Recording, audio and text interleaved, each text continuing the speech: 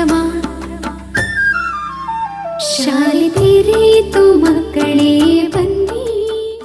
ಗಣಗಳ ಆಧಿಪತಿಯಾದ ವಿಘ್ನ ವಿನಾಶಕನನ್ನ ಮನಸಾರೆ ಸ್ಮರಿಸುತ್ತಾ ಸರ್ವಜನರಲ್ಲಿ ಸುನಾಯಾಸವಾದ ಬದುಕು ಸುಪ್ರಸನ್ನತೆ ಪ್ರಾಪ್ತಿಯಾಗಲಿ ಎಂಬ ಆಶಯದೊಂದಿಗೆ 2026-27ನೇ ವರ್ಷದ ಅಕ್ಷರಾಭ್ಯಾಸ ಕಾರ್ಯಕ್ರಮವನ್ನು ಇದೀಗ ನಮ್ಮ ಶಾಲೆಯಲ್ಲಿ ಆರಂಭಿಸಲಿದ್ದೇವೆ. ಇಂದಿನ ಈ ಅಕ್ಷರಾಭ್ಯಾಸ ಕಾರ್ಯಕ್ರಮದ ಉದ್ಘಾಟಕರಾಗಿ ಹಾಗೂ ಮುದ್ದು ಕಂದಮ್ಮಗಳಿಗೆ ಅಕ್ಷರಾಭ್ಯಾಸವನ್ನು ಮಾಡಿಸಲಿರುವಂತಹ ಶ್ರೀ ಶ್ರೀ ಶ್ರೀ ಈಶ ವಿಠಲದಾಸ ಸ್ವಾಮೀಜಿ ಸಾಂದೀಪನಿ ಸಾಧನಾಶ್ರಮ ಶ್ರೀ ಕ್ಷೇತ್ರ ಕೇಮಾರು ಇವರನ್ನ ಶಾಲಾ ಆಡಳಿತ ಮಂಡಳಿಯವರು ವೇದಿಕೆಗೆ ಕರೆತರಬೇಕಾಗಿ ಕೇಳಿಕೊಳ್ಳುತ್ತಿದ್ದೇನೆ. ಜೆಸಿ ಕಾರ್ಕಳದ ಪ್ರಸ್ತುತ ಅಧ್ಯಕ್ಷರಾಗಿರುವಂತಹ ಜೆಸಿ ಅವಿನಾಶ್ ಶೆಟ್ಟಿ ಸರ್, ಶಾಲಾ ಆಡಳಿತ ಮಂಡಳಿಯ ಉಪಾಧ್ಯಕ್ಷರಾಗಿರುವಂತಹ ಜೆಸಿ ಪದ್ಮಪ್ರಸಾದ್ ಜೈನ್ ಸರ್,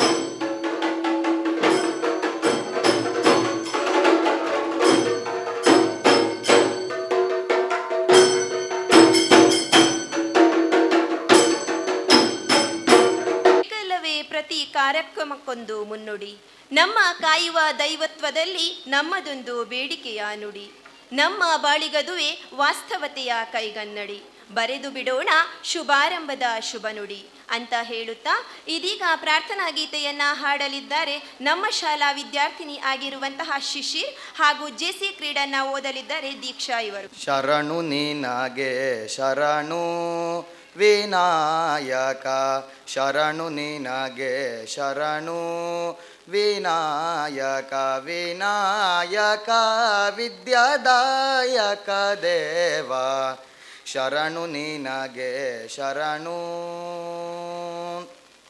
ಪಾಶಾಂಕುಶಧರ ಮೂಷಿಕವಾಹನ ಸರ್ಪಾಲಂಕೃತನೇ ಗಣಾಯಕ, ಪಾಶಾಂಕುಶಧರ ಮೂಷಿಕವಾಹನ ಸರ್ಪಾಲಂಕೃತನೇ ಗಣಾಧಿಪ, ಆದಿಪೂಜಿತ ನೀನು ವೇದವಂದಿತ ನೀನು ಮೋದಕ ಪ್ರಿಯ ನೀನು ಗಣಾಧಿಪ, ಶರಣು ನಿನಗೆ ಶರಣು ವಿನಾಯಕ, ಶರಣು ನಿನಗೆ ಶರಣು ವಿನಾಯಕ, ವಿನಾಯಕ ವಿದ್ಯಾದಾಯಕ ದೇವ, ಶರಣು ನಿನಗೆ ಶರಣು ವಿನಾಯಕ, ಶರಣು ನಿನಗೆ ಶರಣು, ಶರಣು ನಿನಗೆ ಶರಣು, ಶರಣು ನಿನಗೆ ಶರಣು. Believe that the faith in God gives meaning and purpose to human life, that the brotherhood of man transcends the sovereignty of nations, that economic justice can be best won by free men through free enterprise, that government should be of laws rather than of men, that earth's great treasure lies in human personality and the service to humanity is the best work of life. Thank you. ಹಚ್ಚೋಣ ಪ್ರೀತಿಯ ಹಣತೆ, ನಮ್ಮ ಮನೆ ಮನಸ್ಸುಗಳ ಪ್ರೀತಿಯ ಆಧರತೆ. ಅತಿಥಿ ಸತ್ಕಾರವೇ ನಮ್ಮ ಮೊದಲ ಆದ್ಯತೆ. ಉಪಸ್ಥಿತರಿರುವಂತಹ ಎಲ್ಲ ಅತಿಥಿ ಮಹೋದಯರನ್ನು ಸ್ವಾಗತಿಸಲಿದ್ದಾರೆ ನಮ್ಮ ಶಾಲಾ ಸಹ ಶಿಕ್ಷಕಿಯಾಗಿರುವಂತಹ ಶ್ರೀಮತಿ ಪವಿತ್ರ ಮ್ಯಾಮ್ ಇವರು. ಶುಭೋದಯ. ಇಂದಿನ ಈ ಅಕ್ಷರಾಭ್ಯಾಸ ಕಾರ್ಯಕ್ರಮದ ಉದ್ಘಾಟಕರಾಗಿ ಹಾಗೂ ನಮ್ಮ ಮುದ್ದು ಮಕ್ಕಳಿಗೆ ಅಕ್ಷರಾಭ್ಯಾಸವನ್ನು ಮಾಡಿಸಿರುವಂತಹ ಶ್ರೀ ಶ್ರೀ ಶ್ರೀ ಈಶಲ ವಿಠಲದಾಸ ಸ್ವಾಮೀಜಿ ಸಾಂದೀಪನಿ ಸಾಧನಾಶ್ರಮ ಶ್ರೀ ಕ್ಷೇತ್ರ ಕೇಮಾರು ಇವರನ್ನು ಭಕ್ತಿಪೂರ್ವಕವಾಗಿ ಸ್ವಾಗತವನ್ನು ಬಯಸುತ್ತಿದ್ದೇನೆ.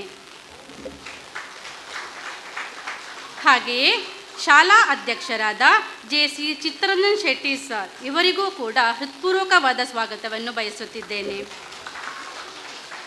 ಹಾಗೆ ಜೆಸಿಐ ಕಾರ್ಕಳದ ಪ್ರಸ್ತುತ ಅಧ್ಯಕ್ಷರಾಗಿರುವಂತಹ ಜೆಸಿ ಅವಿನಾಶ್ ಶೆಟ್ಟಿ ಸರ್ ಇವರಿಗೂ ಪ್ರೀತಿಯಿಂದ ಸ್ವಾಗತವನ್ನು ಬಯಸುತ್ತಿದ್ದೇನೆ. ಹಾಗೂ ಶಾಲಾ ಆಡಳಿತ ಮಂಡಳಿಯ ಉಪಾಧ್ಯಕ್ಷರಾದ ಜೆಸಿ ಪದ್ಮಪ್ರಸಾದ್ ಜೈನ್ ಸರ್ ಇವರಿಗೂ ಪ್ರೀತಿಯಿಂದ ಸ್ವಾಗತವನ್ನು ಬಯಸುತ್ತಿದ್ದೇನೆ. ಅಂತೆಯೇ ಶಾಲಾ ಮುಖ್ಯೋಪಾಧ್ಯಾಯರಾದ ಡಾಕ್ಟರ್ ಶಂಕರನ್ ಸರ್ ಇವರಿಗೂ ಹೃದಯಪೂರ್ವ ಸ್ವಾಗತವನ್ನು ಬಯಸುತ್ತಿದ್ದೇನೆ. ಹಾಗೂ ನಮ್ಮ ಶಾಲಾ ಕಾರ್ಯನಿರ್ವಾಹಕ ಅಭಿವೃದ್ಧಿ ಅಧಿಕಾರಿ ಆಗಿರುವಂತಹ ಶ್ರೀಮತಿ ವಂದನಾ ರೈ ಇವರಿಗೂ ಪ್ರೀತಿಯಿಂದ ಸ್ವಾಗತವನ್ನು ಬಯಸುತ್ತಿದ್ದೇನೆ. ಹಾಗೆ ಪ್ರಸ್ತುತ ಶೈಕ್ಷಣಿಕ ವರ್ಷದ ಶಿಕ್ಷಕ ರಕ್ಷಕ ಸಂಘದ ಅಧ್ಯಕ್ಷರಾಗಿರುವಂತಹ ಶ್ರೀಮತಿ ಮಮತಾ ಇವರಿಗೂ ಕೂಡ ಪ್ರೀತಿಯಿಂದ ಸ್ವಾಗತವನ್ನು ವಹಿಸುತ್ತಿದ್ದೇನೆ. ಹಾಗೂ ಈ ಕಾರ್ಯಕ್ರಮಕ್ಕೆ ಆಗಮಿಸಿರುವ ಎಲ್ಲ ಪೋಷಕರಿಗೂ ಹಾಗೂ ಮುದ್ದು ಮಕ್ಕಳಿಗೂ ಪ್ರೀತಿಯಿಂದ ಸ್ವಾಗತವನ್ನು ಬಯಸುತ್ತಿದ್ದೇನೆ. ಧನ್ಯವಾದಗಳು. ಎಲ್ಲರಿಗೂ ಸ್ವಾಗತವನ್ನು ಕೋರಿದಂತಹ ತಮಗೂ ಸ್ವಾಗತಗಳು ಮೇಡಮ್. ಹಚ್ಚೋಣ ಜ್ಞಾನದ ದೀಪವನ್ನು, ಹೋಗಲಾಡಿಸೋಣ ಅಂಧಕಾರವನ್ನು, ದೀಪದಿಂದ ದೀಪ ಬೆಳಗುವಂತೆ ಪ್ರೀತಿಯಿಂದಲೇ ಪ್ರೀತಿ ಹರಡುವುದು ಎಂಬ ಮಾತಿನೊಂದಿಗೆ ಕಾರ್ಯಕ್ರಮವನ್ನು ಉದ್ಘಾಟಿಸಬೇಕಾಗಿ ವೇದಿಕೆ ಮೇಲಿರುವ ಗಣ್ಯರಲ್ಲಿ ವಿನಂತಿಸಿಕೊಳ್ಳುತ್ತಿದ್ದೇನೆ.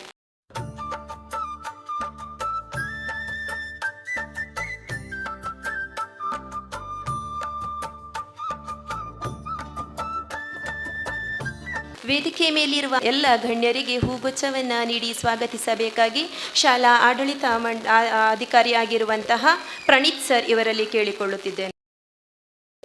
ಶಿಲ್ಪಾ ಮ್ಯಾಮ್ ಹೂವನ್ನು ಕೊಟ್ಟು ಸ್ವಾಗತಿಸಬೇಕಾಗಿ ಕೇಳಿಕೊಳ್ಳುತ್ತಿದ್ದೇನೆ. ಶಾಲೆ ತೆರೆಯಿತು ಮಕ್ಕಳೇ ಬನ್ನಿ, ಇಂದು ಮತ್ತೆ ಮೊಳಗಲಿ ಶಾಲೆ ಗಣ್ಯರಲ್ಲಿ. ಶಾಲೆ ತೆರೆಯಿತು ಮಕ್ಕಳೇ ಬನ್ನಿ, ಇಂದು ಮತ್ತೆ ಮೊಳಗಲಿ ಶಾಲೆ ಗಣ್ಯರಲ್ಲಿ. ನಮ್ಮ ಈ ಕಾರ್ಯಕ್ರಮದ ಪ್ರಮುಖ ಘಟ್ಟ, ನಮ್ಮ ಶಾಲಾ ಮುದ್ದು ಕಂದಮ್ಮಗಳಿಗೆ ಅಕ್ಷರಾಭ್ಯಾಸವನ್ನು ಮಾಡಿಸಲಿದ್ದಾರೆ ಶ್ರೀ ಶ್ರೀ ಶ್ರೀ ಈಶಾ ವಿಠಲದಾಸ ಸ್ವಾಮೀಜಿ ಇವರು. ಓಂ ಅಕ್ಷರವನ್ನು ಬರೆಯುವ. ಆಯಿತಾ? ಫಸ್ಟ್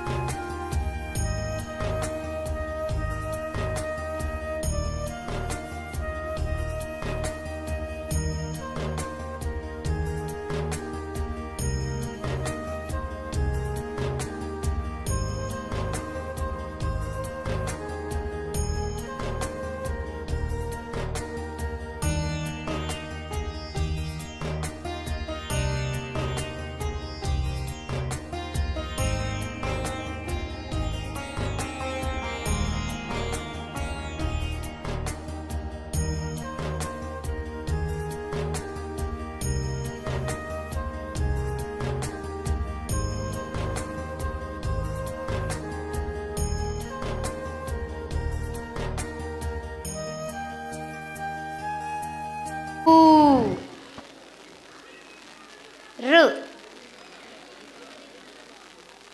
ಎ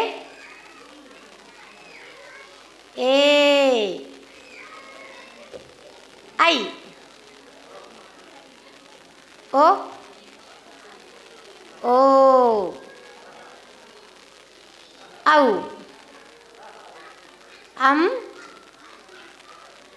ಆಹಾ. ಆಯ್ತು, ಓಕೆ. ಆದಿಂದ ಆಹಾ ತನಕ ಬರ್ಸಿದ್ದೀರಿ.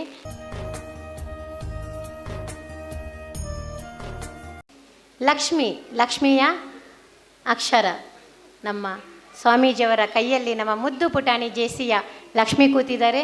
ಅವರು ಚಂದ ಮಾಡಿ ಬರೀತಾರೆ. ಎಲ್ಲ ಹೆಣ್ಣು ಮಕ್ಕಳ ಪರವಾಗಿ, ಎಲ್ಲ ಗಂಡು ಮಕ್ಕಳ ಪರವಾಗಿ ನಮ್ಮ ಮುದ್ದು ಕುಮಾರ ಇಲ್ಲಿ ಈಗಾಗಲೇ ಬರೆದಿದ್ದಾರೆ.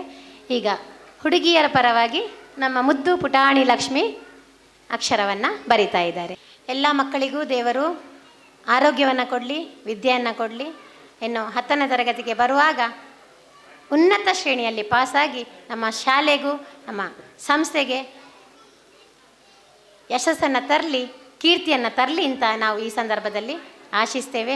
ಮಗದೊಮ್ಮೆ ಜೆಸಿ ಆಂಗ್ಲ ಮಾಧ್ಯಮ ಶಾಲೆ ಬಂದಂತಹ ಮಗದೊಮ್ಮೆ ಎಲ್ಲ ಪೋಷಕರಿಗೂ, ಪ್ರೀತಿಯ ಮುದ್ದು ಪುಟಾಣಿಗಳಿಗೂ ಮಗದೊಮ್ಮೆ ಸ್ವಾಗತವನ್ನು ಮಾಡ್ತಾ ಇದ್ದೇವೆ.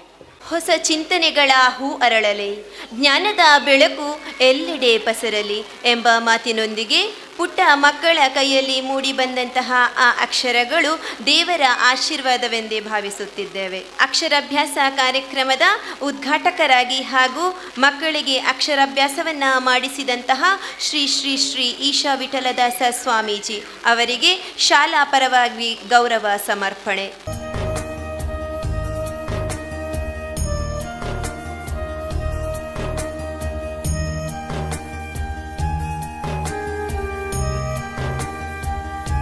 ಶ್ರೀಗುರುಭ್ಯೋ ನಮಃ. ಯೋಂತ ಪ್ರವಿಶ್ಯ ಮಮ ವಾಚಮಿಮಾಂ ಚ ಪ್ರಸುಪ್ತಾಂ ಸಂಜೀವಯತ್ ಅಖಿಲ ಶಕ್ತಿಧರ ಸ್ವಧಾಮ್ನ ಅನ್ಯಂಚ ಹಸ್ತ ಚರಣ ಶ್ರವಣತ್ವಗಾದೀನ್ ಪ್ರಾಣನ್ನಮೋ ಭಗವತೆ ಪುರುಷಾಯ ತುಭ್ಯಂ. ಮೂಕಾಂಬಿಕಾ ಕೃಪಾಲೋಕಾತ್ ಆಕಾಂಕ್ಷಿಕ ಫಲಪ್ರದ ಮೂಕಾನ್ ಕೃತಮೇ ಶತ್ರುಂ ಏಕಾಂತಿಕ ಜನಪ್ರಿಯ. ನಾನು ಇತ್ತೀಚೆಗೆ ತುಂಬ ಕಾಲೇಜುಗಳಿಗೆ ಶಾಲೆಗಳಿಗೆ ಹೋಗ್ತೇನೆ. ಕಾಲೇಜಲ್ಲಿ ಹೋಗುವಾಗ ಏನಂತ ಹೇಳಿದರೆ ಉದಾಸೀನ ಆಗ್ತದೆ. ನಾನು ಕಾಲೇಜಿಗೆ ಹೋಗುವಾಗ ಉದಾಸೀನ ಆಗ್ತಿತ್ತು. ಸ್ವಲ್ಪ ನಾವು ಕ್ಲಾಸ್ ಎಲ್ಲ ಬಂಕ್ ಮಾಡ್ತಿದ್ದೆವು. ಅದಕ್ಕೇನು ಈಗ ದೇವರು ನನ್ನನ್ನು ಆ ದಿವಸ ಬಂಕ್ ಮಾಡಿದ್ದಕ್ಕೆ ಈಗ ಶಾಲೆ ಕಾಲೇಜಿಗೆ ಕಳಿಸ್ತಾ ಇರ್ತಾರೆ ನನ್ನನ್ನು. ಕರ್ಮ ಯಾವತ್ತೂ ಬಿಡುವುದಿಲ್ಲಂತೆ. ನಮ್ಮೊಬ್ಬ ಕ್ಲಾಸ್ಮೇಟ್ ಇದ್ದ. ಅವ ನಮ್ಮ ಮೇಸ್ಟ್ ಯಾವಾಗಲೂ ಟೀಚರ್ ಯಾವಾಗಲೂ ಹೋಮ್ವರ್ಕ್ ಕೊಡೋದು. ಈ ಹೋಮ್ವರ್ಕ್ ಮಾಡೋದೇ ಇಲ್ಲ, ಮೋಸ ಮಾಡ್ತಾ ಇರೋದು. ಮೊನ್ನೆ ಇತ್ತೀಚೆಗೆ ನನಗೆ ಸಿಕ್ಕಿದ. ಎಂತ ಮಾಡೋದಂತ ಕೇಳಿದೆ. ಎಲ್ಲ ಹೇಳುವಾಗ ಹೇಳಿ, ನನಗೆ 2 ಮಕ್ಕಳಿದ್ದಾರೆ, ನಾನು ಬೇಗ ಹೋಗಬೇಕು. ಯಾಕೆಂದರೆ ಮಕ್ಕಳು 2 ಮಕ್ಕಳು ಹೋಮ್ವರ್ಕ್ ಮಾಡಲಿಕ್ಕಿದೆ ಅಂತೇಳಿ. ಆವಾಗ ಹೋಮ್ವರ್ಕ್ ಮೋಸ ಮಾಡಿದ ನೋಡಿ. ಆಗ ಈಗ 2 ಮಕ್ಕಳಾಗಿ ಈಗ ಅವನಿಗೆ ಹೋಮ್ವರ್ಕ್ ಜಾಸ್ತಿ ಆಯಿತು. ಈಗ ಕರ್ಮ ಯಾವತ್ತೂ ಬಿಡುವುದಿಲ್ಲ. ಅದಕ್ಕಾಗಿ ನಾನು ತುಂಬ ಶಾಲೆ ಕಾಲೇಜುಗಳಿಗೆಲ್ಲ ಹೋಗ್ತಾ ಇರ್ತೇನೆ. ನನ್ನ ವ್ಯವಹಾರಗಳೆಲ್ಲ ಮಕ್ಕಳ ಜೊತೆ ಮತ್ತು ಯುವಕರ ಜೊತೆ. ಆದರೆ ನಾನು ಇಷ್ಟು ಕಾಲೇಜು ಸ್ಕೂಲ್ಗೆ ಹೋದ್ರಲ್ಲಿ ನನ್ನ ಜೀವನದಲ್ಲಿ ಸನ್ಯಾಸ ಜೀವನದಲ್ಲಿ ಶಾಲೆಯಲ್ಲಿ ಅಕ್ಷರಾಭ್ಯಾಸ ಮಾಡಿದ್ದು ಪ್ರಥಮ ಬಾರಿಗೆ ನಾನು ಇದು ಫಸ್ಟ್. ಅದು ನನಗೆ ತುಂಬ ಖುಷಿ ಕೊಟ್ಟಿತ್ತು. ತುಂಬ ವಂದನಕ್ಕ ನನ್ನನ್ನು ಕರೆದ್ರು, ತುಂಬ ಖುಷಿ ಕೊಟ್ಟೆ, ತುಂಬ ಇಲ್ಲಿ ಮಕ್ಕಳಿಗೆಲ್ಲ ಹೇಳುವಂಥದ್ದು ಏನಿಲ್ಲ, ಪೇರೆಂಟ್ಸಿಗೆ ಹೇಳಬೇಕಾಗುವಂಥದ್ದು. ಯಾಕಂತೇಳಿ ಮಕ್ಕಳಿಗೆ ಏನು ಹೇಳಿದರೆ ಅರ್ಥ ಆಗೋದಿಲ್ಲ.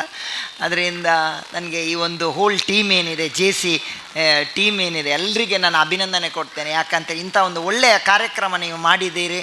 ಇದು ಪ್ರತಿ ವರ್ಷ ಕಂಟಿನ್ಯೂ ಮಾಡಿ.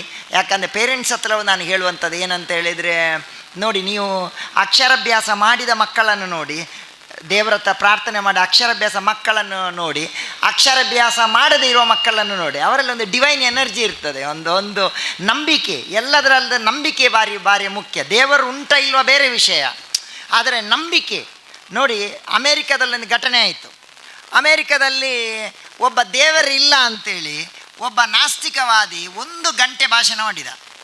1 ಗಂಟೆ ಭಾಷಣ ಮಾಡಿ ಕೆಳಗೆ ಬರುವಾಗ ಅವನ ಹತ್ರ ಕೇಳಿದ್ರಂತೆ ಒಬ್ಬರು, ನೀವು ನಿಮ್ಮ ಭಾಷಣ ಕೇಳಿ ನನಗೆ 100ಕ್ಕೆ 100 ಆಯಿತು ಮರ, ದೇವರೇ ಇಲ್ಲ ಅಂಥೇಳಿ.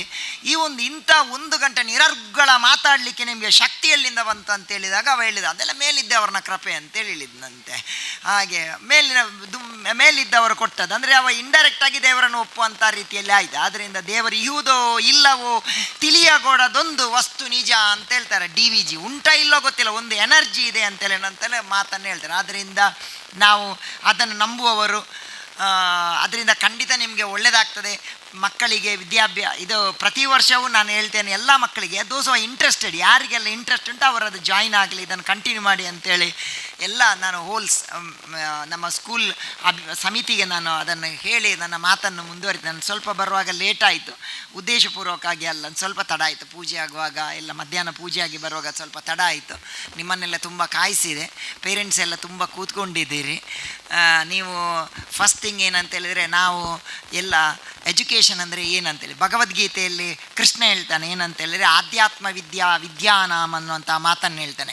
ಆಧ್ಯಾತ್ಮ ವಿದ್ಯೆಯೇ ಎಲ್ಲಕ್ಕಿಂತ ದೊಡ್ಡ ವಿದ್ಯೆ ಅನ್ನುವಂಥ ಮಾತನ್ನು ಕೃಷ್ಣ ಹೇಳ್ತಾನೆ. ಆಧ್ಯಾತ್ಮ ವಿದ್ಯೆಯೇ ಎಲ್ಲಕ್ಕಿಂತ ದೊಡ್ಡ ವಿದ್ಯೆ ಅಂತ ಹೇಳ್ತಾರೆ. ಸ್ವಾಮಿ ವಿವೇಕಾನಂದರು ಒಂದು ಮಾತು ಹೇಳ್ತಾನೆ, ಮ್ಯಾನ್ ಮೇಕಿಂಗ್ ಎಜುಕೇಷನ್ ಅಂತ ಹೇಳ್ತಾರೆ. ಮ್ಯಾನ್ ಮೇಕಿಂಗ್ ಎಜುಕೇಷನ್ ಅದು ನಾವು ನೋಡಿ, ಈಗ ಮ್ಯಾನ್ ಮೇಕಿಂಗ್ ಅಂದರೆ ನಾವು ಮನುಷ್ಯರಾಗಿದ್ದೇವ ಅಂತೇಳಿ ದೊಡ್ಡ ಪ್ರಶ್ನೆ. ನಾವು ಮನುಷ್ಯರಾಗಿದ್ದೇವೆ ನೋಡಿ. ನಾವೇನಾದರೂ ತಪ್ಪು ಮಾಡಿದಾಗ ಏನು ಹೇಳ್ತೇವೆ, ನಾಯಿದ ಲೆಕ್ಕ ಮನ್ಪ ಅಂತ ಹೇಳ್ತಾರೆ, ಅಥವಾ ಪಶುವಿನಾಗೆ ಮಾಡ್ತೆ ಅಂತೇಳಿ ನಾವು ಪಶುವನ್ನು ಉದಾಹರಣೆಗೆ ತೆಕ್ಕೊಳ್ತೇವೆ. ಆದರೆ ಯಾವುದಾದ್ರೂ ನಾಯಿಗೆ ಅಥವಾ ಯಾವುದಾದ್ರೂ ಪಶುವಿಗೆ ಮನುಷ್ಯನಂತೆ ಮಾಡ್ತೀಯ ಅಂತೇಳಿ ಯಾವುದು ಉದಾಹರಣೆ ನಾನು ಹೇಳೋದಿಲ್ಲ. ಯಾಕಂದರೆ ಪಶುಗಳಲ್ಲಿಯೂ ಕೆಲವು ಒಳ್ಳೆಯ ಗುಣಗಳಿದೆ. ನೋಡಿ, ಪಶುಗಳಲ್ಲಿ ನೀವು ನೋಡಿ, ಯಾವುದೇ ದನ ತಾನು ಕರೆದಂಥ ಹಾಲಿಗೆ ನೀರು ಹಾಕೋದಿಲ್ಲ. ಇದಕ್ಕೆ ನೀರು ಹಾಕೋದು ಮನುಷ್ಯ. ಆದ್ದರಿಂದ ಏನಂತೆ ನಾವು ಹೇಳಬೇಕಾಗ್ತದೆ, ನೀರು ಹಾಕಬೇಡ ಅನ್ನುವಂತೆಲ್ಲ ಮಾತನ್ನು ಹೇಳಬೇಕಾಗ್ತದೆ. ಅದಕ್ಕಾಗಿ education spiritual education, man making education ಅನ್ನುವಂಥ ಮಾತನ್ನು ಹೇಳ್ತೇನೆ. ನಿಮ್ಮ ತಾಯಿ ಹತ್ರ ನಾವು ಹೇಳುವಂಥದ್ದು, ನೀವು ಮಾಸ್ಟರ್ ಹತ್ರ ಆಗಲಿ ಎಲ್ಲರ ಹತ್ರ ನಾನು ಹೇಳುವಂಥದ್ದು, ಮಕ್ಕಳಿಗೆ ಮೊದಲಿಗೆ ನಾವು ಏನು ಫೇಲ್ ಆಗೋದು ಯಾಕೆ ಅಂತೇಳಿ ಕಳಿಸಬೇಕಂತೇಳಿ ಅಬ್ರಾಮ್ ಲಿಂಕನ್ ಒಂದು ಕಡೆಯನ್ನು ಹೇಳ್ತಾರೆ. ಸೋಲಿನ ಮಗು ಅಂತೇಳಿ ಅಬ್ರಾಮ್ ಲಿಂಕನ್ಗೆ ಹೆಸರು. ಅಬ್ರಾಮ್ ಲಿಂಕನ್ ಜೀವನದಲ್ಲಿ ಎಲ್ಲ ಸೋಲು, ಎಜುಕೇಷನ್ ನಿಂತಿತು, ಹೆಂಡತಿ ಸತ್ತಿತು, ಆದರೆ ಅವರ ಧ್ಯೇಯ ಏನಿತ್ತಂತೆ, ನಾನು ಸೆನೆಟಿಗೆ ಹೋಗ್ಬೇಕನ್ನೋಂಥ ಮಾತಿತ್ತು, ಸೆನೆಟಿಗೆ ಹೋದರು. ಸೊ ನಮಗೆ ಒಂದು ಗುರಿ, ಮಕ್ಕಳಿಗೆ ಒಂದು ಗುರಿ ಕಲಿಸುವ ಒಂದು ಏಮ್ ಬೇಸ್ಡ್ ಎಜುಕೇಷನ್. ನೋಡಿ, ಭಗವದ್ಗೀತೆಯಲ್ಲೂ ಕೃಷ್ಣ ಹೇಳ್ತಾನೆ ಜೀವನಕ್ಕೆ ಗುರಿ ಯಾವುದು ಅಂತೇಳಿ. ನಮಗೀಗ ಯಾವುದು ಗುರಿ? ಮಕ್ಕಳ ಹತ್ರ ಕೇಳಿ, ಮಕ್ಕಳಿಗೆ ಯಾರು ರೋಲ್ ಮಾಡೆಲ್? ಎಲ್ಲ ರೋಲ್ ಮಾಡೆಲ್ ಯಾರು ಅಂತ ಹೇಳಿದರೆ ಪಿಕ್ಚರ್ ಆ್ಯಕ್ಟ್ರುಗಳು, ರೋಲ್ ಮಾಡೆಲ್ ಕ್ರಿಕೆಟ್ ಪ್ಲೇಯರ್ಗಳು, ಪಿಕ್ಚರ್ ಆ್ಯಕ್ಟ್ರುಗಳು. ನಾನು ಮುಂಚೆ ಹೇಳ್ತಿದ್ದೆ ನೋಡಿ, ಈಗ ಕರ್ನಾಟಕದಲ್ಲಿ ಮಕ್ಕಳ ಹತ್ರ ಕೇಳಿದರೆ ರೋಲ್ ಮಾಡೆಲ್ ಯಾರು, ಹೀರೋ ಯಾರು ಅಂತೇಳಿ ರಾಜ್ಕುಮಾರ್ ಅಂತೇಳಿ ಹೇಳ್ತಾರೆ. ನಾವು ಕೇರಳಕ್ಕೆ ಹೋದರೆ ಮಮ್ಮೂಟಿ ಅಂತ ಹೇಳ್ತಾರೆ, ಮುಂಬೈಗೆ ಹೋದರೆ ಅಮಿತಾಬ್ ಬಚ್ಚನ್ ಅಂತ ಹೇಳ್ತಾರೆ, ತಮಿಳ್ನಾಡಿಗೆ ರಜನಿಕಾಂತ್ ಅನ್ನೋ ಮಾತನ್ನು ಹೇಳ್ತಾರೆ. ಆದರೆ ಇಡೀ ಹೋಲ್ ನೇಷನ್ಗೆ ಯಾರು ರೋಲ್ ಮಾಡೆಲ್ ಅಂತ ಹೇಳಿದರೆ ಕಲಾಂ, APJ ಅಬ್ದುಲ್ ಕಲಾಂ ಅಂತ ನಾವು ಹೇಳ್ತೇನೆ. ಅವ್ರು ನಮಗೆ ಅಂಥವರು ಈ ಪಿಕ್ಚರ್ ಆ್ಯಕ್ಟ್ರುಗಳೆಲ್ಲ ರೋಲ್ ಮಾಡೆಲ್ ಅಲ್ಲ. APJ ಅದೇ APJ ಅಬ್ದುಲ್ ಕಲಾಂ ಹತ್ರ ಕೇಳಿದ್ರಂತೆ ನಿಮ್ಮ ರೋಲ್ ಮಾಡೆಲ್ ಯಾರು ಅಂತೇಳಿ.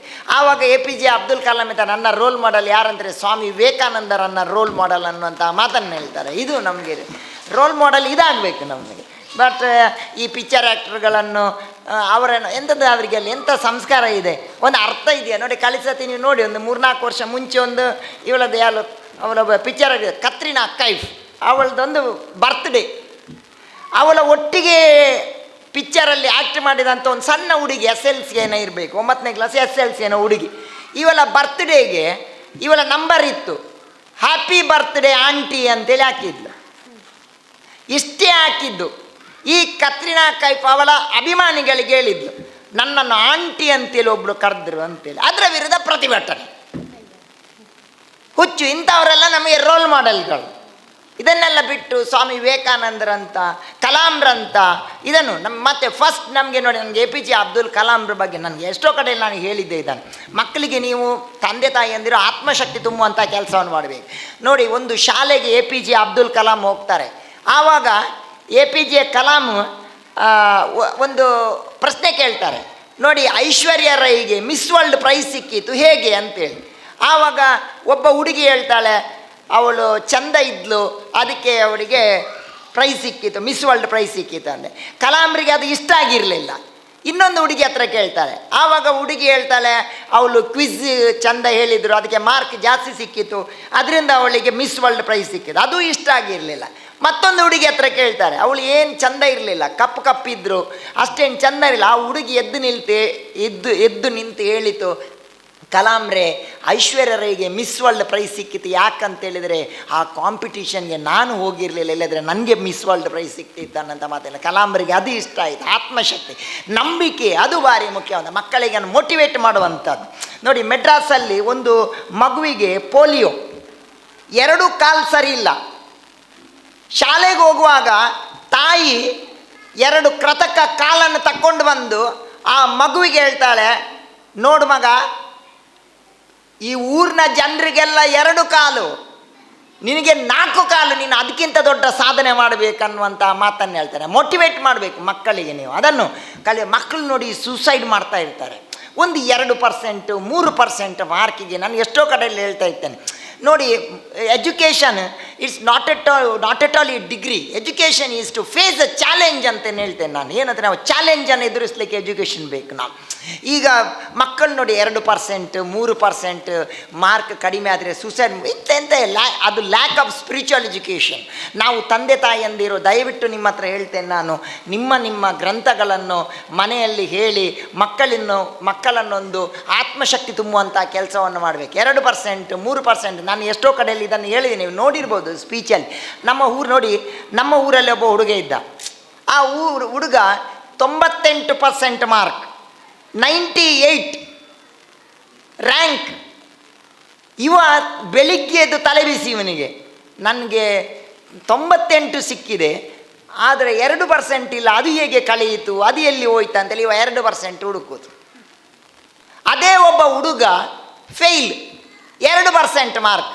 ಅವ ಏನು ಮಾಡಿದ, ಬೆಳಿಗ್ಗೆ ಎದ್ದು ತಣ್ಣೀರು ಸ್ನಾನ ಮಾಡಿ ನೇರ ದೇವಸ್ಥಾನಕ್ಕೆ ಹೋಗಿ ಒಂದು ಅನ್ನಕಾಯಿ ಮಾಡಿಸಿ, ದೇವರೇ ನನಗೆ 2 ಕೊಟ್ಟಿಯಲ್ಲ ಅಂತೇಳಿ ದೇವರಿಗೆ ಒಂದು ಟ್ಯಾಂಕ್ಸ್ ಕೊಟ್ಟು ಆ ಪ್ರಸಾದವನ್ನು ಕೊಂಡೋಗಿ ಮೇಷ್ಟ್ರ ಹತ್ರ ಕೊಟ್ಟೆ. ಮೇಷ್ಟ್ರೆ, ನಾನು ಏನೂ ಬರೆಯಲಿಲ್ಲ, ರಿಜಿಸ್ಟರ್ ನಂಬರ್ ಮಾತ್ರ ಬರ್ದದ್ದು, ಅದಕ್ಕೆ 2 ಮಾರ್ಕ್ ಕೊಟ್ಟಿದ್ದೀರಿ ಅಂತ ಹೇಳ್ತಾನೆ. ಯಾರು ಫಸ್ಟ್ ಇದರಲ್ಲಿ, ಯಾರು ಫಸ್ಟ್ ಕ್ಲಾಸ್, ಅದು ಭಾರಿ ಮುಖ್ಯ. ಆತ್ಮಶಕ್ತಿ ಇಲ್ಲದ್ರೆ ತಂದೆ ತಾಯಿ ನೋಡಿ, ತಂದೆ ತಾಯಿ ನಮ್ಮನ್ನು ಎಷ್ಟು ಕಷ್ಟಪಟ್ಟು ಸಾಕ್ತಾರೆ. ಎಷ್ಟೋ ತಂದೆ ತಾಯಿ ಎಂದರಿಗೆ ನಾನು ನೋಡ್ತೇನೆ, ನನ್ನ ಹತ್ರ ಎಷ್ಟೋ ಜನ ಬರ್ತಾರೆ ಕೂಲಿ ಕೆಲಸವನ್ನು ಮಾಡಿಕೊಂಡು, ಮಕ್ಕಳನ್ನು ನೋಡಿ ಎಷ್ಟು ಕಷ್ಟಪಟ್ಟು ಸಾಕ್ತಾರೆ. ಈ ಮಕ್ಕಳು ಒಂದು ಡಿಗ್ರಿ ಸಿಕ್ಕಿದ ನಂತರ 1 ಮಾರ್ಕ್ 2 ಮಾರ್ಕಿಗೆ ಸೂಸೈಡ್ ಮಾಡಿಕೊಂಡ್ರೆ ಆ ತಂದೆ ತಾಯಿ ಎಂತ ಮಾಡೋಂಥದ್ದು? ಈಗ ಮಕ್ಕಳಿಲ್ಲ, ಒಂದು ಮನೆಯಲ್ಲಿ ಮಕ್ಕಳಿರೋದು 1-2 ಮಕ್ಕಳಿರುವಂಥದ್ದು, ತಂದೆ ತಾಯಿಗೆ ಯಾರು? ಅದಕ್ಕಾಗಿ ಮಕ್ಕಳನ್ನು ಫಸ್ಟ್ ನೀವು ಬದುಕಲಿಕ್ಕೆ ಕಳಿಸಿ. ತಂದೆ ತಾಯಿ ಹತ್ರ ನಾನು ರಿಕ್ವೆಸ್ಟ್ ಮಾಡಿದೆ, ನನ್ನ ನೀವು ಬದುಕಲಿಕ್ಕೆ ಕಳಿಸಿ. ಫಸ್ಟ್ ಬದುಕಬೇಕು. ನಾವು ನಮ್ಮ ಎಲ್ಲ ಏನು ನಮ್ಮ ಎಲ್ಲ ಸಾಧಕರು ಯಾರಿದ್ದಾರೆ ಅವರೆಲ್ಲ ಜೀವನ ಚರಿತ್ರೆಯನ್ನು ಹೇಳಿ ನನಗೊಂದು ಮಾತು ನೆನಪಾಗ್ತದೆ ನೋಡಿ. ಅರುಣಿಮಾ ಸಿನ್ಹಾ ಪೊಲೀಸ್ ಇಂಟ್ರಿಗೆ ಹೋಗ್ತಾರೆ. ಪೊಲೀಸ್ ಇಂಟ್ರಿಗೆ ಹೋಗುವಾಗ ಅರುಣಿಮಾ ಸಿನ್ಹಾ ಟ್ರೈನಲ್ಲಿರ್ತಾರೆ. ಟ್ರೈನಲ್ಲಿರುವಾಗ ಅರುಣಿಮಾ ಸಿನ್ಹನ ಕುತ್ತಿಗೆಗೆ ಕಳ್ಳರು ಕೈ ಹಾಕ್ತಾರೆ. ತಾಯಿ ಕೊಟ್ಟಂಥ ಒಂದು ಬಂಗಾರದ ಚೈನ್ ಇತ್ತು. ಆವಾಗ ಅರುಣಿಮಾ ಸಿನ್ಹಾ ಅದನ್ನು ತಡೀತಾರೆ.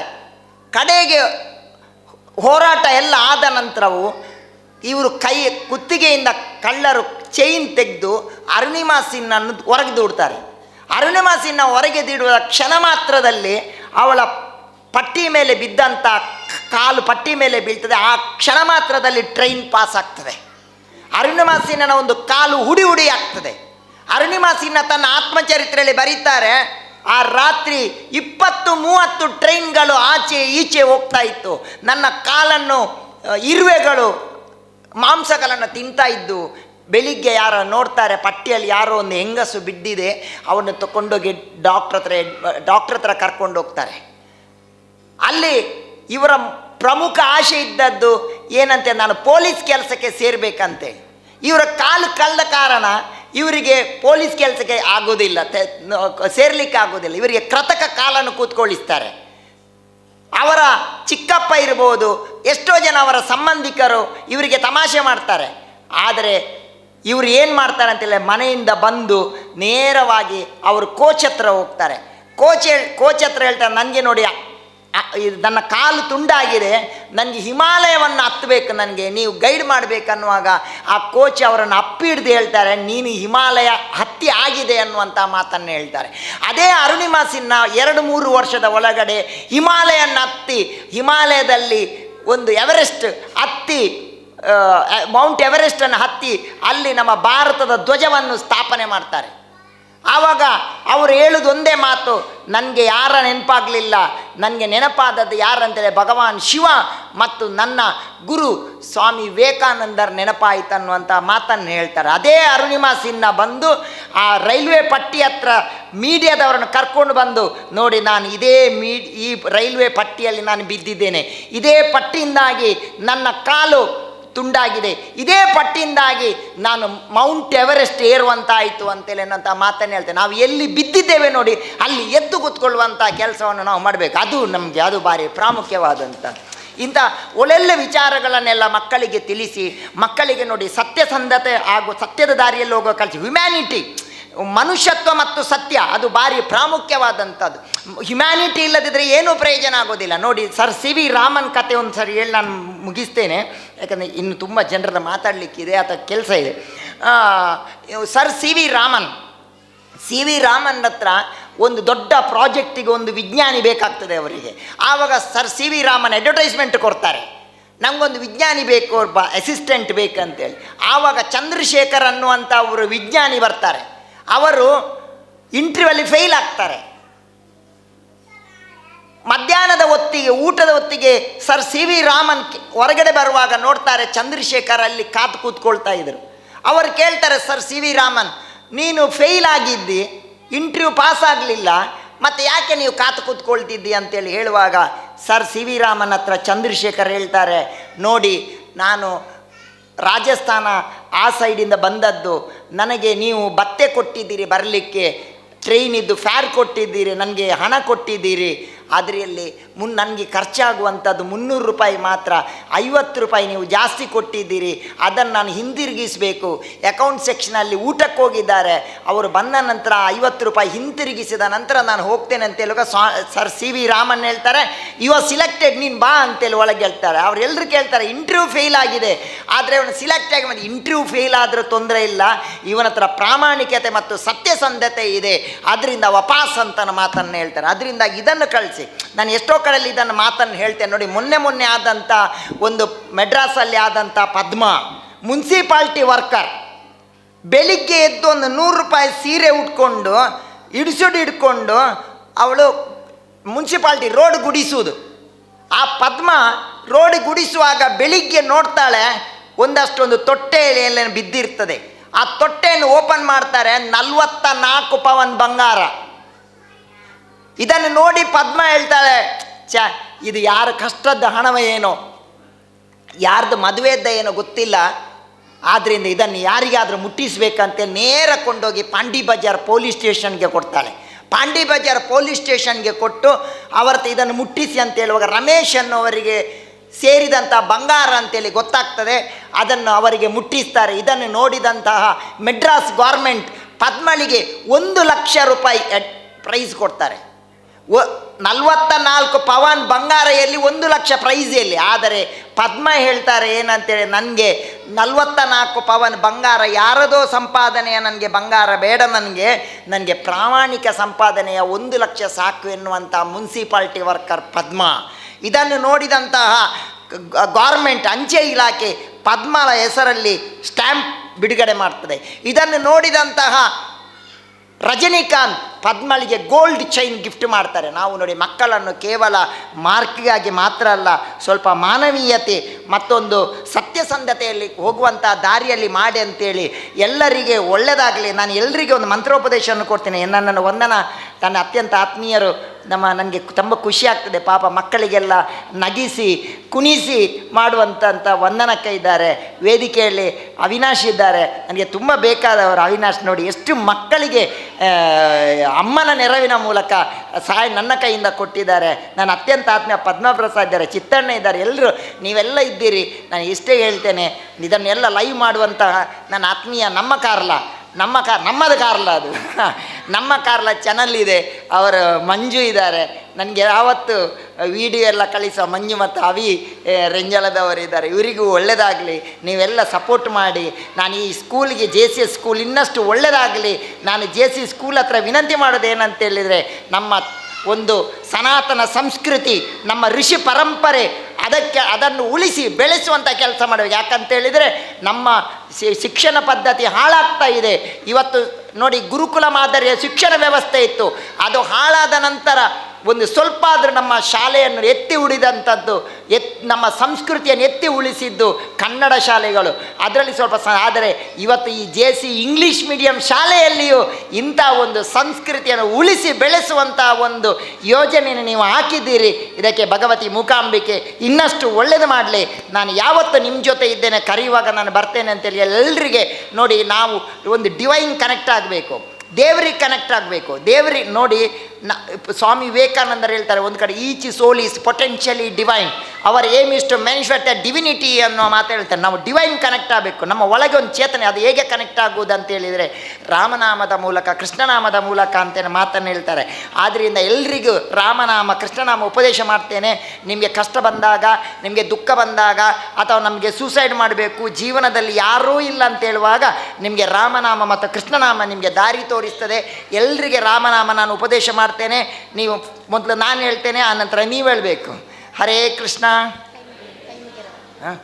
ಹರೇ ಕೃಷ್ಣ, ಹರೇ ಕೃಷ್ಣ, ಕೃಷ್ಣ ಕೃಷ್ಣ, ಹರೇ ಹರೇ, ಹರೇ ರಾಮ, ಹರೇ ರಾಮ, ರಾಮ ರಾಮ, ಹರೇ ಹರೇ, ಹರೇ ಕೃಷ್ಣ, ಹರೇ ಕೃಷ್ಣ, ಕೃಷ್ಣ ಕೃಷ್ಣ, ಹರೇ ಹರೇ, ರಾಮ ರಾಮ ರಾಮ, ಹರೇ ಹರೇ, ಹರೇ ಕೃಷ್ಣ, ಹರೇ ಕೃಷ್ಣ, ಕೃಷ್ಣ ಕೃಷ್ಣ, ಹರೇ ಹರೇ, ಹರೇ ರಾಮ, ಹರೇ ರಾಮ, ರಾಮ ರಾಮ, ಹರೇ ಹರೇ. ಯಾವತ್ತಿದ್ರೂ ದೇವರ ಸ್ಮರಣೆಯನ್ನು ಬಿಡಬೇಡಿ. ನೋಡಿ, ವಾದಿರಾಜರು ಒಂದು ಮಾತು ಹೇಳ್ತಾರೆ, ಈ ದೇವರನ್ನು ನಂಬಿದ ನಂತರ ನಿಮ್ಗೆ ಏನು ಪ್ರಯೋಜನ ಮರ, 120 ವರ್ಷ ಬದುಕಿದ್ದೀರಿ ನೀವು, ನಾಳೆ ಎಲ್ಲಿಯಾದರೂ ದೇವರಿಲ್ಲ ಅಂತೇಳಿದರೆ ಏನು ಮಾಡ್ತೀರಿ ಅಂತ, ನೀವು ಫೇಲ್ ಆಗ್ತೀರಲ್ಲ. ಆವಾಗ ವಾದಿರಾಜರು ಹೇಳ್ತಾರೆ, ನಾನು ಯಾರಿಗೂ ಉಪದ್ರ ಕೊಟ್ಟಿಲ್ಲ, ಯಾರಿಗೂ ತೊಂದರೆ ಮಾಡಲಿಲ್ಲ, ಒಂದು ಒಳ್ಳೆಯ ಜೀವನ ಮಾಡಿದ್ದೇನೆ ನಾನು, ದೇವರಿದ್ದರೂ ದೇವರಿಲ್ಲದಿದ್ದರೂ ನನಗೆ ಒಂದು ಶಾಂತ ಒಳ್ಳೆಯ ಜೀವನ ಮಾಡಿದ್ದೇನೆ, ಅದು ಸಾಕಂತ ಹೇಳ್ತಾರೆ. ಆದ್ದರಿಂದ ದೇವರ ಒಂದು ನಂಬಿದ್ರಿಂದ, ಆಧ್ಯಾತ್ಮ ದಾರಿಯಲ್ಲಿ ಹೋದ್ರಿಂದ ಸೈಡ್ ಇಫೆಕ್ಟ್ ಯಾವುದರಲ್ಲಿಲ್ಲ. ಬೇಕಾದಲ್ಲಿ ಸೈಡ್ ಇಫೆಕ್ಟ್ ಇರ್ತದೆ. ನಾವು ನೋಡಿ, ಒಂದು ಮಾತ್ರೆ ತೆಕ್ಕೊಂಡ್ರೆ ಸೈಡ್ ಇಫೆಕ್ಟ್ ಇರ್ತದೆ. ಮೊನ್ನೆ ಒಬ್ಬರು PV ಭಂಡಾರಿ ಅವರೊಂದು ಮಾತು ಹೇಳಿದರು. ಏನಂತ ಹೇಳಿದರೆ, ಅವರ ಹತ್ರ ಬಂದು ಒಬ್ಬ ಹೇಳ್ತಾನಂತೆ, ಈ ಮೆಡಿಸಿನಿಂದ ಸೈಡ್ ಇಫೆಕ್ಟ್ ಇದೆಯಾ ಅಂತೇಳಿ ಕೇಳ್ತಾನೆ ಅವ.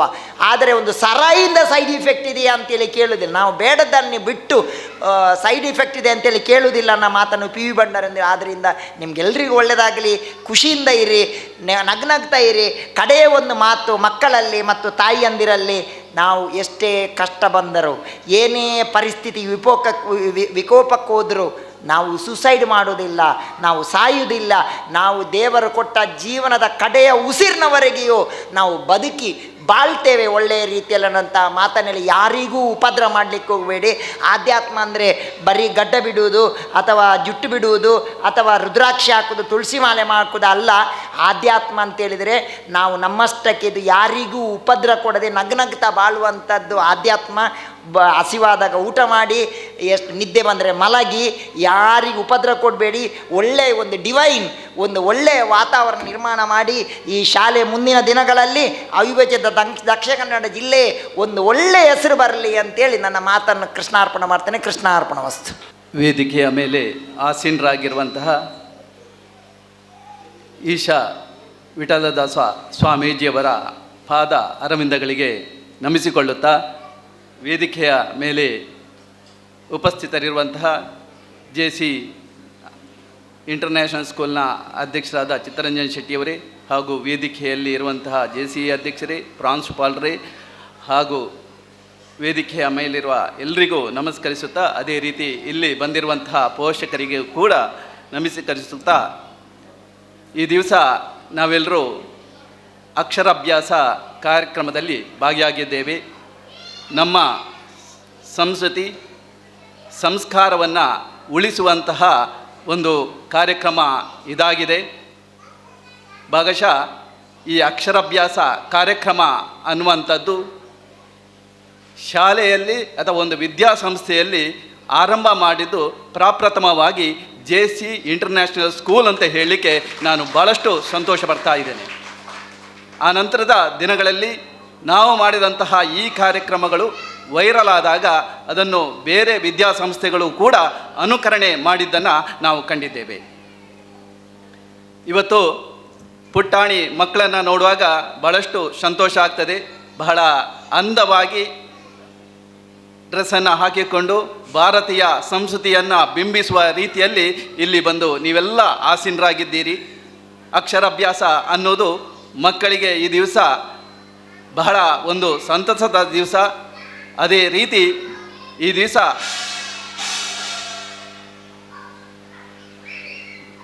ಪ್ರಪ್ರಥಮವಾಗಿ ಅಕ್ಷರ ಅಭ್ಯಾಸ ಮಾಡುವಂತಹ ದಿನ. ನೀವೆಲ್ಲ ಬಹಳ ಸಂತೋಷದಿಂದ ಬಂದಿದ್ದೀರಿ. ಪೂಜ್ಯರಾದಂತಹ ಸ್ವಾಮೀಜಿಯವರ ಪ್ರವಚನವನ್ನು ಕೇಳಿದ್ದೀರಿ. ಅದನ್ನೆಲ್ಲ ನೀವು ನಿಮ್ಮ ಜೀವನದಲ್ಲಿ ಮಕ್ಕಳಲ್ಲಿ ಅಳವಡಿಸಿಕೊಳ್ಳಿ.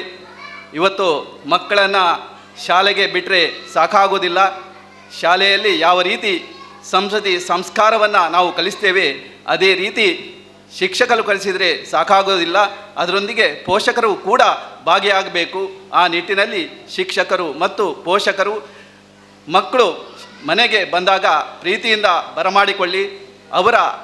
ಅವರಲ್ಲಿರುವಂತಹ ಪ್ರತಿಭೆಯನ್ನು ಅನಾವರಣಗೊಳಿಸಲಿಕ್ಕೆ ನೀವೆಲ್ಲ ಸಹಕಾರವನ್ನು ನೀಡಿ ಅವರನ್ನು ಈ ದೇಶದ ಸತ್ಪ್ರಜೆಗಳನ್ನಾಗಿ ಮಾಡುವಲ್ಲಿ ನಿಮ್ಮೆಲ್ಲರ ಪಾತ್ರ ಮಹತ್ವವಾದದ್ದು ಅಂತ ಹೇಳುತ್ತಾ, ಈ ಒಂದು ಸಂದರ್ಭದಲ್ಲಿ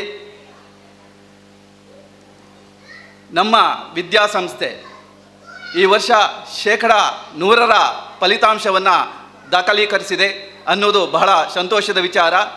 ಕಳೆದ ಹಲವಾರು ವರ್ಷಗಳಿಂದ JC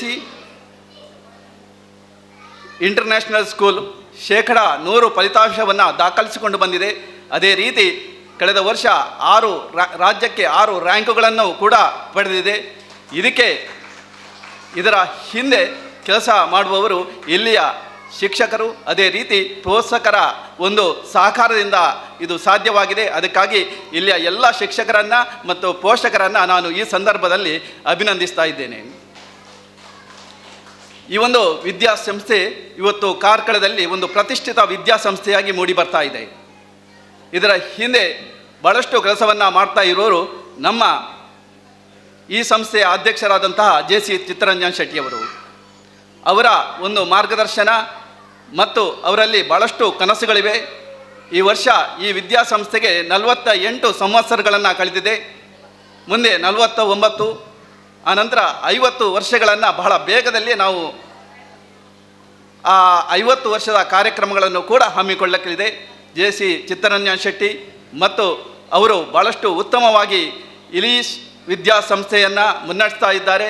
ಮಾತ್ರವಲ್ಲ, ಶಿಕ್ಷಕರಿಗೆ ಬಹಳ ಉತ್ತಮ ರೀತಿಯ ಮಾರ್ಗದರ್ಶನವನ್ನು ನೀಡ್ತಿದ್ದಾರೆ. ಇವತ್ತು ನಮ್ಮಲ್ಲಿ ಒಂದು ಉತ್ತಮವಾದ ಫಲಿತಾಂಶ ಬರಬೇಕು ಅಂತ ಆದರೆ ಅದಕ್ಕೆ ಒಂದು ಮುಖ್ಯ ಕಾರಣ JC ಚಿತ್ತರಂಜನ್ ಶೆಟ್ಟಿಯವರು. ಅವರನ್ನು ಕೂಡ ಈ ಸಂದರ್ಭದಲ್ಲಿ ನಾನು ಆರ್ಥಿಕವಾಗಿ ಅಭಿನಂದನೆಗಳನ್ನು ಸಲ್ಲಿಸ್ತಾ ಇದ್ದೇನೆ. ಖಂಡಿತವಾಗಿ ನಮ್ಮ ಇವತ್ತು JCಯ ಆಡಳಿತ ಸಮಿತಿ ಏನಿದೆ, ಈ ಸಮಿತಿ ಖಂಡಿತವಾಗಿ ಅವರೊಂದಿಗೆ ಇದ್ದು ಅವರು ಮಾಡುವ ಎಲ್ಲ ಕಾರ್ಯಕ್ರಮಗಳಿಗೆ ನಾವೆಲ್ಲ ಬೆನ್ನೆಲುಬಾಗಿ ನಿಂತು ನಾವೆಲ್ಲ ಅವರನ್ನು ಪ್ರೋತ್ಸಾಹಿಸೋಣ ಅಂತ ಹೇಳುತ್ತಾ, ಈ ಒಂದು ಸಂದರ್ಭದಲ್ಲಿ ಅಕ್ಷರಾಭ್ಯಾಸ ಕಾರ್ಯಕ್ರಮಕ್ಕೆ ಹೆಚ್ಚಿನವರು ದೂರದ ಊರಿಗೆ ಹೋಗ್ತಾ ಇದ್ದರು. ಆದರೆ ನಾವೆಲ್ಲರೂ ಸಮಾನರು ಎನ್ನುವಂತಹ ರೀತಿಯಲ್ಲಿ ಇರಬೇಕು ಅನ್ನುವ ನಿಟ್ಟಿನಲ್ಲಿ ಎಲ್ಲರನ್ನ ಒಗ್ಗೂಡಿಸಿಕೊಂಡು ಒಂದು ಉತ್ತಮ ಕಾರ್ಯಕ್ರಮವನ್ನು ನೀವೆಲ್ಲ ಆಯೋಜಿಸಿದ್ದೀರಿ. ಈ ಒಂದು ಶಾಲೆಯ ಪ್ರಗತಿಗೆ ಪ್ರತಿಯೊಬ್ಬ ಪೋಷಕರು ಕೈ ಜೋಡಿಸಿ ಅಂತ ಹೇಳುತ್ತಾ ನನ್ನೆರಡು ಮಾತುಗಳನ್ನು ಮುಗಿಸ್ತಾ ಇದ್ದೇನೆ. ಜೈ ಹಿಂದ್. ಧನ್ಯವಾದಗಳು ಸರ್. ಇದೀಗ JCI ಕಾರ್ಕಳದ ಪ್ರಸ್ತುತ ಅಧ್ಯಕ್ಷರಾಗಿರುವಂತಹ JC ಅವಿನಾಶ್ ಶೆಟ್ಟಿ ಸರ್ ಈ ಕಾರ್ಯಕ್ರಮವನ್ನು ಉದ್ದೇಶಿಸಿ ಮಾತನಾಡಬೇಕಾಗಿ ಕೇಳಿಕೊಳ್ಳುತ್ತಿದ್ದೇನೆ. ಎಲ್ಲರಿಗೂ ನಮಸ್ತೆ. ಇವತ್ತಿನ ಈ ಅಕ್ಷರಾಭ್ಯಾಸ ಕಾರ್ಯಕ್ರಮದಲ್ಲಿ ಪಾಲ್ಗೊಳ್ಳೋದು ತುಂಬ ಖುಷಿ ಆಗ್ತಾ ಸ್ವಾಮೀಜಿಯವರು ಮಗುವಿಗೆ ಅಕ್ಷರಾಭ್ಯಾಸ ಸ್ಟಾರ್ಟ್ ಮಾಡುವಾಗ ಅವ್ರ ತಂದೆ ತಾಯಿಯ ಮುಖದಲ್ಲಿ ಖುಷಿ ನೋಡುವಾಗ ಅದೊಂದು ಒಳ್ಳೆಯ ಒಂದು ಖುಷಿಯ ಲಕ್ಷಣ. ಅದರೊಟ್ಟಿಗೆ ಎಲ್ಲರೂ ಪ್ರತಿ ವರ್ಷ ಇಲ್ಲಿ ಅಕ್ಷರಾಭ್ಯಾಸ ಕಾರ್ಯಕ್ರಮ ಆದರೆ ಇವತ್ತು ಸ್ವಾಮೀಜಿಯವರು ಮಕ್ಕಳಿಗೆ ಅಕ್ಷರಾಭ್ಯಾಸ ಜೊತೆಗೆ ತಂದೆ ತಾಯಿಯವರಿಗೆ ಕೂಡ ಒಂದು ಒಳ್ಳೆಯ ಹಿತವಚನ ನೀಡಿದ್ದಾರೆ. ಹೇಗೆ ಬದುಕಬೇಕು, ಮಕ್ಕಳಿಗೆಲ್ಲ ಹೇಗೆ ನೋಡ್ಕೊಳ್ಬೇಕಂತ ಒಳ್ಳೆಯ ಒಂದು ಹಿತವಚನ ನೀಡಿದ್ದಾರೆ. ಅದಕ್ಕೆ ಶಾಲೆಯ ಪರವಾಗಿ ಸ್ವಾಮೀಜಿಯವರಿಗೆ ಧನ್ಯವಾದ ಹೇಳ್ತಿದ್ದೇನೆ. ಅದರ ಜೊತೆಗೆ ಚಿಕ್ಕ ಮಕ್ಕಳು ಇರುವಾಗಲೇ ಅವರಿಗೆ ಯಾವ ಫೀಲ್ಡಲ್ಲಿ ಅವರಿಗೆ ಇಂಟ್ರೆಸ್ಟ್ ಉಂಟು ಅದಕ್ಕೆ ಪೇರೆಂಟ್ಸ್ ಎಲ್ಲ ಸಪೋರ್ಟ್ ಮಾಡಬೇಕು. ಇವಾಗ ನಮ್ಮ ಸಾಂಡೂರಿನ ಆಯುಷ್ ಶೆಟ್ಟಿ ಇಂಟರ್ನ್ಯಾಷನಲಲ್ಲಿ ಕಾರ್ಕಳ ನಂಬರ್ 1 ಆಟಗಾರರಾಗಿದ್ದಾನೆ. ಅದು ಕಾರ್ಕಳಕ್ಕೆ ಹೆಸರು. ಯಾಕೆಂದರೆ ಅವನ ತಂದೆ ತಾಯಿಯವರು ಚಿಕ್ಕ ಇರುವಾಗಲೇ ಅವರಿಗೆ ಯಾವ ಕ್ಷೇತ್ರದಲ್ಲಿ ಇಂಟ್ರೆಸ್ಟ್ ಉಂಟು ಅದಕ್ಕೆ ಸಹಕಾರ ಕೊಟ್ಟಿದ್ದಾರೆ. ಹಾಗೆ ನಾವು ಕೂಡ ನಮ್ಮ ಇಲ್ಲಿ ಮಕ್ಕಳಿಗೆಲ್ಲ ಯಾವ ಕ್ಷೇತ್ರದ ಇಂಟ್ರೆಸ್ಟ್ ಉಂಟು, ಅವರಿಗೆ ಸ್ಪೋರ್ಟ್ಸ್ ಆಗಿರಲಿ, ಯಕ್ಷಗಾನ ಯಾವ ಫೀಲ್ಡಲ್ಲಿ ಇಂಟ್ರೆಸ್ಟ್ ಉಂಟು ಅದಕ್ಕೆ ನಾವೆಲ್ಲ ಸಪೋರ್ಟ್ ಕೊಟ್ಟು ನಮ್ಮ ಇಲ್ಲಿರುವ ಮಕ್ಕಳು ಕೂಡ ಕಾರ್ಕಳದಲ್ಲಿ ಒಳ್ಳೆಯ ಹೆಸರು ತಂದು ನಮ್ಮ JC ಶಾಲೆಗೆ ಹೆಸರು ತಂದು ಕೊಡುವಾಗಲಿ ಅಂತ ಹಾರೈಸ್ತಾ ಈ ಒಂದು ಕಾರ್ಯಕ್ರಮದಲ್ಲಿ ಪಾಲ್ಗೊಳ್ಳಲು ಅವಕಾಶ ಕೊಡೋದಕ್ಕೆ ಧನ್ಯವಾದ. ಶಾಲಾ ಅಧ್ಯಕ್ಷರಾದ JC ಚಿತ್ತರಂಜನ್ ಶೆಟ್ಟಿ ಸರ್ ಇವರಿಂದ ಅಧ್ಯಕ್ಷೀಯ ಭಾಷಣ. ಎಲ್ಲ ಮಕ್ಕಳಿಗೆ ಬಹಳ ಚೆನ್ನಾಗಿ ಅಕ್ಷರಾಭ್ಯಾಸವನ್ನು ನಡೆಸಿಕೊಟ್ಟಂತಹ ಶ್ರೀ ಶ್ರೀ ಶ್ರೀ ಈಶಾ ವಿಠಲ ಸ್ವಾಮೀಜಿಯವರೇ, ಅದೇ ರೀತಿ ಶಾಲೆಯ ಉಪಾಧ್ಯಕ್ಷರಾದಂತಹ ಪದ್ಮಪ್ರಸಾದ್ ಅವರೇ, ವೇದಿಕೆಯಲ್ಲಿರುವಂತಹ ಎಲ್ಲ ಗಣ್ಯರೇ ಹಾಗೂ ಪೋಷಕರು,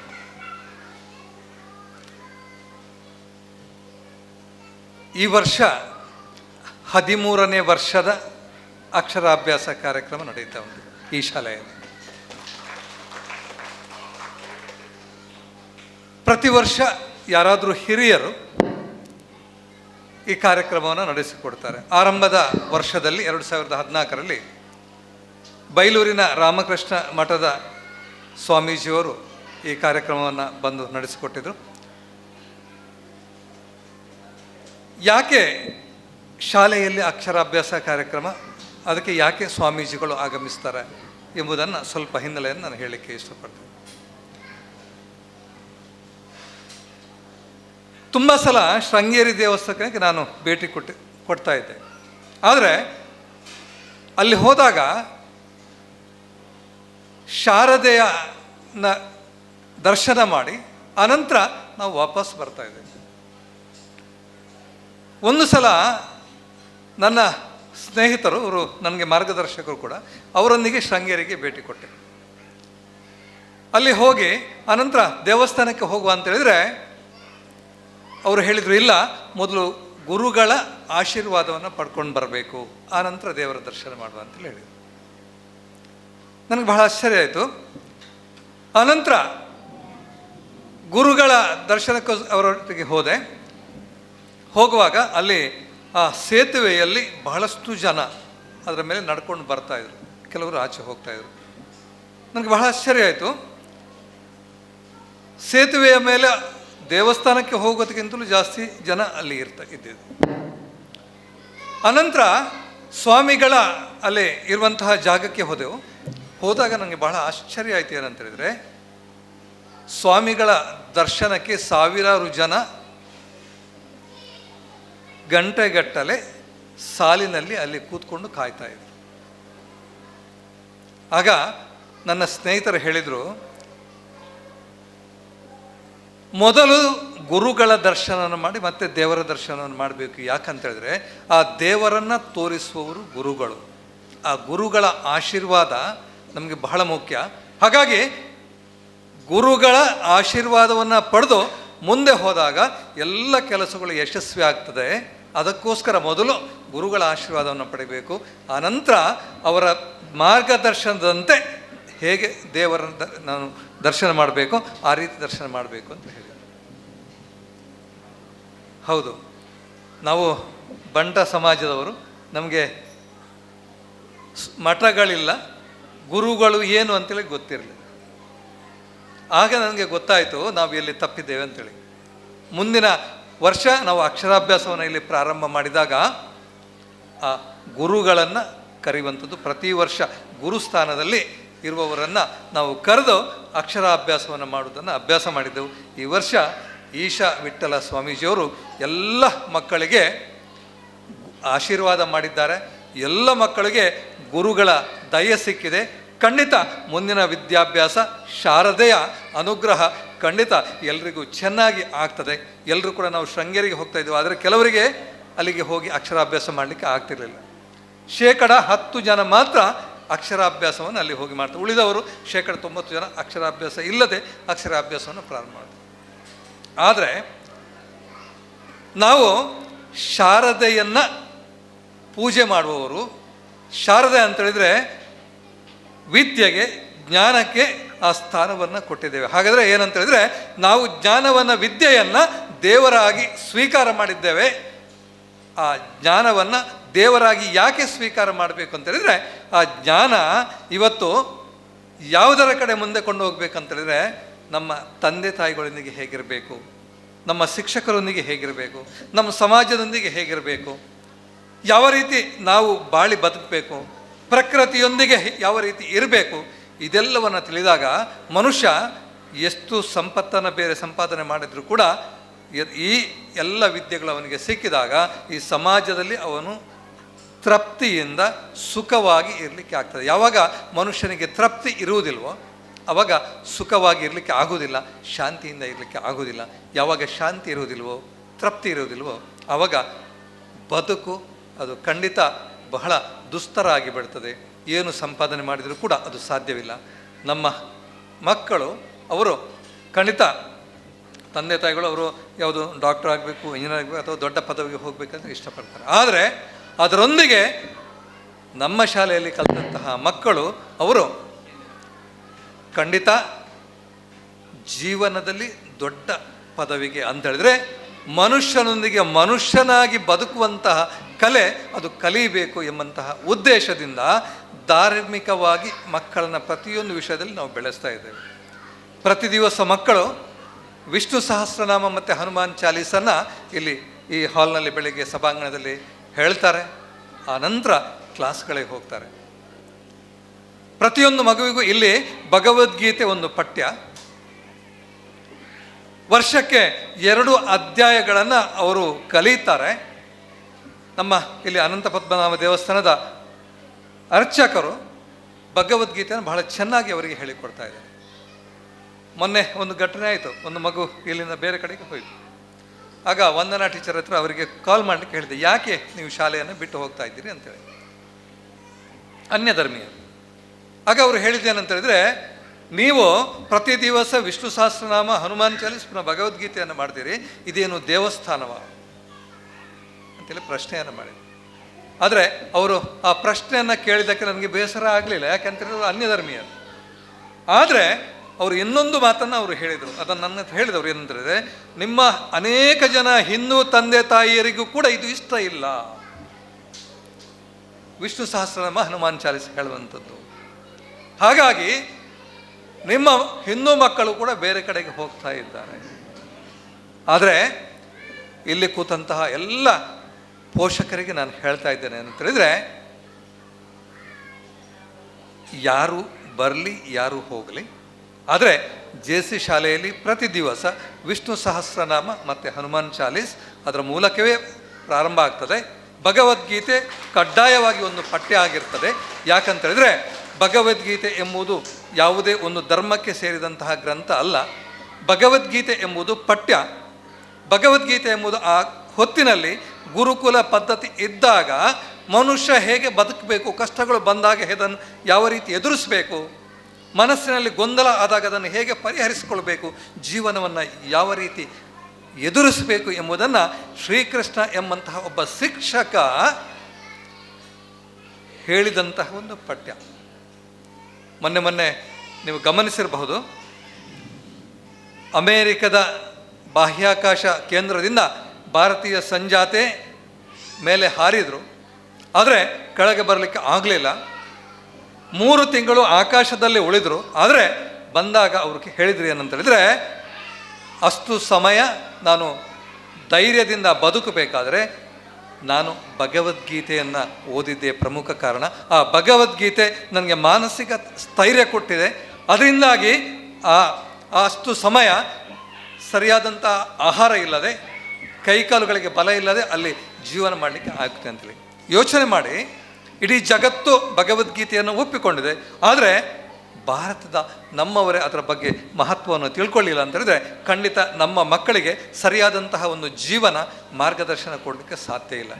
ಇಲ್ಲಿ ಎದುರಲ್ಲಿ ನಮ್ಮ ಪೇರೆಂಟ್ ಕೂತ್ಕೊಂಡಿದ್ದಾರೆ. ಪ್ರತಿ ವರ್ಷ ಅವರು ಶಾರದಾ ಪೂಜೆಯನ್ನು ಇಲ್ಲಿ ನೆರವೇರಿಸಿಕೊಡ್ತಾರೆ. ಪ್ರತಿ ವರ್ಷ ತುಂಬ ಜನ ಪೇರೆಂಟ್ಸ್ಗಳು ನಮ್ಮ ಟೀಚರ್ಸ್ ಹತ್ರ ಕೇಳ್ತಾರೆ, ನಿಮ್ಮದು ಯಾವಾಗಲೂ ಕೂಡ ಯಾವುದೇ ಹಬ್ಬ ಇರಲಿ ನಿಮ್ಮ ಶಾಲೆಯಲ್ಲಿ ಆಚರಿಸಿಬಿಡ್ತೀರಿ, ಕಾರ್ಯಕ್ರಮಗಳು ಇರ್ತದೆ, ಪಠ್ಯಗಳನ್ನು ಯಾವಾಗ ಮಾಡ್ತೀರಿ ಅಂತೇಳಿ. ಹೌದು, ಪಠ್ಯದಲ್ಲಿ ಇರುವಂಥದ್ದು ಏನಂತೇಳಿದರೆ ನಾವು ಯಾವ ರೀತಿ ಬಾಹ್ಯ ಪ್ರಪಂಚದಲ್ಲಿ ನಾವು ಬೆಳೀಬೇಕು ಎಂಬುದು. ಆದರೆ ಆಂತರಿಕವಾಗಿ ನಾವು ಹೇಗೆ ಬೆಳೀಬೇಕು ಅಂತ ಹೇಳಿದರೆ, ಧಾರ್ಮಿಕವಾಗಿ ನಾವು ಯಾವಾಗ ಬೆಳೀತೇವೋ ಆವಾಗ ನಾವು ಆಂತರಿಕವಾಗಿ ಬೆಳೀತೇವೆ. ಆ ಧಾರ್ಮಿಕ ಶಿಕ್ಷಣ ಇಲ್ಲದಾಗ ಖಂಡಿತ ನಾವು ಆಂತರಿಕವಾಗಿ ಬೆಳೀಲಿಕ್ಕೆ ಆಗುವುದಿಲ್ಲ, ಶಾಂತಿಯ ಜೀವನವನ್ನು ಬೆಳೆಸಲಿಕ್ಕೆ ಆಗುವುದಿಲ್ಲ. ಕಷ್ಟಗಳು ಬಂದಾಗ ಅದನ್ನು ಎದುರಿಸುವಂಥ ಶಕ್ತಿ ಇರುವುದಿಲ್ಲ. ಆ ಶಿಕ್ಷಣ ಯಾವಾಗ ಸಿಗ್ತದೆ ಆವಾಗ ಖಂಡಿತ ಎಲ್ಲರೂ ಕೂಡ ಬೆಳೀತಾರೆ. ನಿಮ್ಮ ಮಕ್ಕಳು ಪ್ರತಿಯೊಂದು ಹಿಂದೂ ಹಬ್ಬಗಳನ್ನು ಇಲ್ಲಿ ಅವರ ಮನೆಯಲ್ಲಿ ಯಾವ ರೀತಿ ಆಚರಿಸ್ತಾರೆ, ಈಗ ಮನೆಗಳಲ್ಲಿ ಆಚರಿಸುವಂಥದ್ದು ಹೋಗಿಬಿಟ್ಟಿದೆ, ಸಾರ್ವಜನಿಕವಾಗಿ ಆಗಿರುವಂಥದ್ದು. ಆದರೆ ಈ ಮಕ್ಕಳಿಗೆ ಮನೆಯಲ್ಲಿ ನಾವು ಯಾವ ರೀತಿ ಹಬ್ಬಗಳನ್ನು ಆಚರಿಸ್ತೇವೆ, ದೀಪಾವಳಿ ಹಬ್ಬವನ್ನು ಆಚರಿಸುವಾಗ ಯಾವ ರೀತಿ ರಾತ್ರಿ ಬಲಿಯೇಂದ್ರ ಪೂಜೆಯನ್ನು ಮಾಡ್ತೇವೆ, ಈ ಎಲ್ಲ ಆಚರಣೆಗಳಿಂದ ಆನಂತರ ಕೆಲವರು ಲಕ್ಷ್ಮೀ ಪೂಜೆಯನ್ನು ಮಾಡ್ತಾರೆ. ಈ ಎಲ್ಲ ಹಬ್ಬಗಳನ್ನು ಯಾವ ರೀತಿ ಆಚರಿಸ್ತಾರೆ ಅದೇ ರೀತಿ ಈ ಶಾಲೆಯಲ್ಲಿ ಶಿಕ್ಷಕರೊಂದಿಗೆ ಆ ಮಕ್ಕಳು ಪ್ರತಿಯೊಂದು ಹಬ್ಬಗಳನ್ನು ಆಚರಿಸ್ತಾರೆ. ರಾಷ್ಟ್ರೀಯ ಹಬ್ಬಗಳ ಬಂದಾಗ ಎಲ್ಲ ಪೇರೆಂಟ್ಸ್ಗಳ ಇದರಲ್ಲಿ ಏನಂತ ಹೇಳಿದರೆ ಒಂದು ದೊಡ್ಡ ಕ್ವಶನ್ ಮಾರ್ಕ್ ಇರ್ತದೆ, ಇವತ್ತು ಸರ್ಕಾರಿ ರಜೆ ಅಂತೇಳಿ. ಆದರೆ ನಮ್ಮ ಶಾಲೆಯಲ್ಲಿ ರಾಷ್ಟ್ರೀಯ ಹಬ್ಬಗಳಿಗೆ ಖಂಡಿತ ರಜೆ ಇರೋದಿಲ್ಲ. ಆ ರಾಷ್ಟ್ರೀಯ ಹಬ್ಬಗಳ ಮಹತ್ವವು ಮಕ್ಕಳಿಗೆ ಗೊತ್ತಾಗಬೇಕು. ಅದಕ್ಕೋಸ್ಕರ ಆ ಪ್ರತಿಯೊಂದು ರಾಷ್ಟ್ರೀಯ ಹಬ್ಬಗಳ ಹಿನ್ನೆಲೆಯನ್ನು ಮಕ್ಕಳಿಗೆ ಬೇರೆ ಬೇರೆ ರೀತಿಯಲ್ಲಿ, ಅದು ಭಾಷಣ ಇರಲಿ ಅಥವಾ ಸ್ಪರ್ಧೆ ಇರಲಿ ಅಥವಾ ಬೇರೆ ಬೇರೆ ರೀತಿಯಲ್ಲಿ ಮಕ್ಕಳಿಗೆ ತಿಳಿಸಿ ಹೇಳುವಂತಹ ಕೆಲಸಗಳ ಆಗ್ತಾ ಉಂಟು. ಹಾಗಾಗಿ ಎಲ್ಲ ಪೇರೆಂಟ್ಸ್ ನೀವು ಗಮನಿಸಬೇಕು. ನಾಡ್ದು ಗೌರ್ಮೆಂಟ್ ಹಾಲಿಡೇ, ಶಾಲೆಗೆ ರಜೆ ಇಲ್ಲ, ನೀವು ಪ್ರಶ್ನೆಗಳನ್ನು ಮಾಡಬಾರ್ದು. ಯಾಕಂತೇಳಿದರೆ ನಿಮ್ಮ ಮಗು ಆ ರಾಷ್ಟ್ರೀಯ ಹಬ್ಬದ ಹಿನ್ನೆಲೆಯನ್ನು ಗಮನಿಸ್ತಾ ಈ ರಾಷ್ಟ್ರದ ಬಗ್ಗೆ ಅವನ ಗೌರವವನ್ನು ಹೆಚ್ಚಿಸ್ಕೊಳ್ತಾನೆ. ಪ್ರಾಯಶಃ ನಮ್ಮ ಇತ್ತೀಚಿನ ಮಕ್ಕಳು ಖಂಡಿತ ತಮ್ಮ ವಿದ್ಯಾಭ್ಯಾಸವನ್ನು ಮುಗಿಸಿದ ನಂತರ ಕೊನೆಗೆ ಉದ್ಯೋಗಕ್ಕೋಸ್ಕರ ಅಮೇರಿಕದ ಕಡೆಗೆ ಅಥವಾ ಮತ್ತೊಂದು ಕಡೆ ದೃಷ್ಟಿ ಹಾಯಿಸುವುದಿಲ್ಲ, ಖಂಡಿತ ಇಲ್ಲಿಯೇ ದೃಷ್ಟಿಯನ್ನು ಹಾಯಿಸ್ತಾರೆ. ನಾವು ಎಷ್ಟು ಜನ ವೈದ್ಯರನ್ನು ಸೃಷ್ಟಿಸಿದ್ದೇವೆ ಅಂತೇಳಿ ಹೇಳಲಿಕ್ಕೆ ಇಷ್ಟಪಡುವುದಿಲ್ಲ, ಎಷ್ಟು ಜನ ಇಂಜಿನಿಯರ್ಸ್ಗಳನ್ನು ಮಾಡಿದ್ದೇವೆ ಅಂತೇಳಿ ಹೇಳಲಿಕ್ಕೆ ಇಷ್ಟಪಡುವುದಿಲ್ಲ. ಆದರೆ ಎಷ್ಟು ಜನ ಮನುಷ್ಯರನ್ನು, ಎಷ್ಟು ಜನ ರಾಷ್ಟ್ರಕ್ಕೆ ಗೌರವ ಕೊಡುವವರನ್ನು, ಎಷ್ಟು ಜನ ಜೀವನವನ್ನು ಸರಿಯಾದಂತಹ ರೀತಿಯಲ್ಲಿ ಎದುರಿಸುವಂತಹ ಆ ಮಕ್ಕಳನ್ನು ಸೃಷ್ಟಿ ಮಾಡುವಂತಹ ಒಂದು ಪ್ರಯತ್ನವನ್ನು ಮಾಡ್ತೇವೆ. ಅದಕ್ಕೆ ನಿಮ್ಮೆಲ್ಲರ ಸಹಕಾರ ಇರಲಿ ಅಂತೇಳಿ ಹೇಳ್ತಾ, ಮೊನ್ನೆ ಮುನಿರಾಜ ರಂಜಾಳ್ ಅವರು ಬಂದಿದ್ದರು. ಅವರು ಮಕ್ಕಳ ಮಾನಸಿಕ ಬಗ್ಗೆ ಒಂದು ಮಾತನ್ನು ಹೇಳಿದೆ. ಅಂದರೆ ನಾವು ಯಾವಾಗಲೂ ಮಕ್ಕಳನ್ನು ಜೋರು ಮಾಡಿ ಬೆಳಗ್ಗೆ ಎಬ್ಬಿಸ್ತೇವೆ, ಹೇಳಿ ಜೋರು ಮಾಡಿ. ಆದರೆ ರಾಮಾಯಣದ ಒಂದು ಉದಾಹರಣೆಯನ್ನು ಹೇಳ್ತಾ ಅದನ್ನು ನಮ್ಮ ಪೋಷಕರಿಗೆ ಅದನ್ನು ನಿಮ್ಮ ಮುಂದೆ ಹೇಳಲಿಕ್ಕೆ ಇಷ್ಟಪಡ್ತೇನೆ. ಶ್ರೀರಾಮಚಂದ್ರ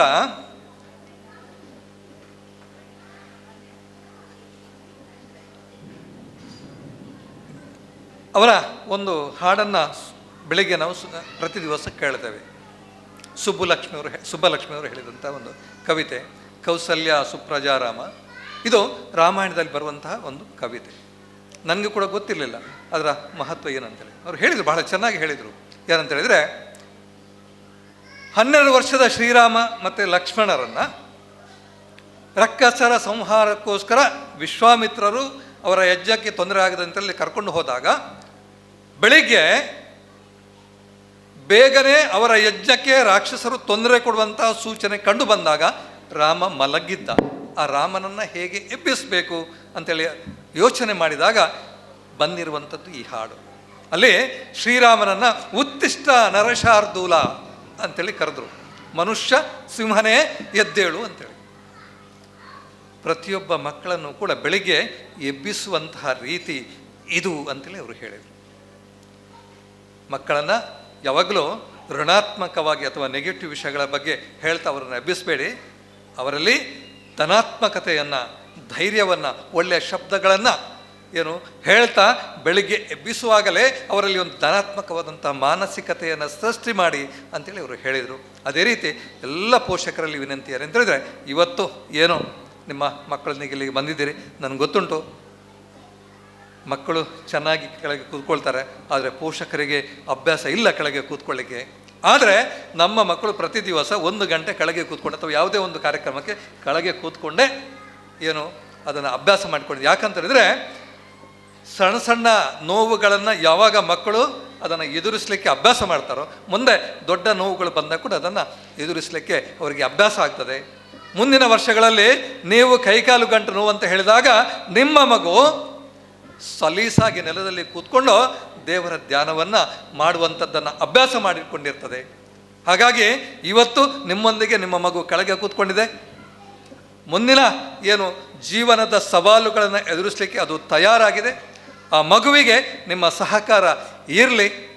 ಅದೇ ರೀತಿ ಇನ್ನೂ ಒಂದು ನಿಮ್ಮಲ್ಲಿ ರಿಕ್ವೆಸ್ಟ್ ಏನಂತೇಳಿದರೆ, ಎಲ್ಲ ಪೇರೆಂಟ್ಸ್ಗಳ ಆಶಯ ಏನಂತೇಳಿದರೆ, ಇವತ್ತು ನನ್ನ ಮಗು ಬಹಳ ಹೈಫೈ ಆಗಿ ಇರಬೇಕು, ಶಾಲೆಗೆ ಬರುವಾಗ ಅಲ್ಲಿ ಚೆನ್ನಾಗಿರುವಂತಹ ಹೂತೋಟ ಇರಬೇಕು, ಆನಂತರ ಗೇಟಿನ ಒಳಗೆ ಬಾಗಿಲಿನವರೆಗೆ ಸ್ಕೂಲ್ ಬಸ್ ಅವರನ್ನು ಕರ್ಕೊಂಡು ಬಂದು ಅವರನ್ನು ಇಳಿಸಬೇಕು, ಕ್ಲಾಸ್ ರೂಮ್ಗಳಲ್ಲಿ AC ಇರಬೇಕು, ಫ್ಯಾನುಗಳು ಇರಬೇಕು, ಟಾಯ್ಲೆಟ್ಗಳು ಅದು ಬಹಳ ಹೈಫೈ ಆಗಿರಬೇಕು, ಯಾವುದೇ ಕಷ್ಟಗಳನ್ನು ಅವರು ಕಾಣಬಾರ್ದು ಅಂತೇಳಿ ಆ ರೀತಿಯ ಒಂದು ವ್ಯವಸ್ಥೆಗಳನ್ನು ಮಾಡಿಕೊಂಡು ಎಷ್ಟು ಫೀಸ್ ಆದರೂ ಕೂಡ ಅವರು ದೊಡ್ಡ ಶಾಲೆಗೆ ಕಲಿಸ್ತಾರೆ.